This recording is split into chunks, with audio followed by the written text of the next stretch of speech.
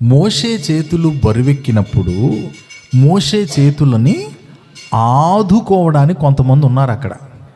దైవజనుడు ఎంతవరకు చేతులు ఎత్తగలడు, ఆయన చేతులు బరువెక్కుతున్నాయి కదా అని చెప్పి అటోకులు ఇటోకులు కూర్చుని ఆదుకున్నారంట ఆ చేతుల్ని. ఇశ్రాయేలు ప్రజలందరి కొరకు ఒకడు చేతులు పైకెత్తాడు. ఇశ్రాయేలు ప్రజలకు ఏమొచ్చింది? విజయం వచ్చింది. దేవునికి స్తోత్రం కలుగును గాక. అలాగే మన జీవితంలో కూడా ప్రియ దేవుని బిడ్డలారా, చేతులు ఎత్తేవాడు ఉండాలి, చేతులను ఆదుకునే సంఘంగా ఉండాలి. దైవజనుడు చేతులు ఎత్తితే ఆ చేతుల్ని ఆదుకునే సంఘంగా ఉండాలి.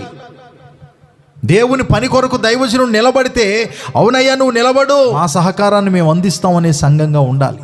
ఆయన చేతులు ఎత్తినప్పుడేమో ఇశ్రాయేలు గెలిచారు, చేతులు దించినప్పుడేమో ఇశ్రాయేలు ఓడిపోయారు. నీ జీవితంలో కూడా అంతే. నువ్వు చేతులు ఎత్తినప్పుడు అంటే ప్రార్థనలో ఉన్నప్పుడు నువ్వు గెలుస్తావు, ప్రార్థన లేనప్పుడు నీ మీద అపవాది గెలుస్తాడు. అంతే సూత్రం. మనం బోళ్ళని సలమెరకాయ కౌరులు బోళ్ళని చెప్తాం. మనం ప్రార్థన అంటే తెమలదు, ప్రార్థన అంటే నడవదు.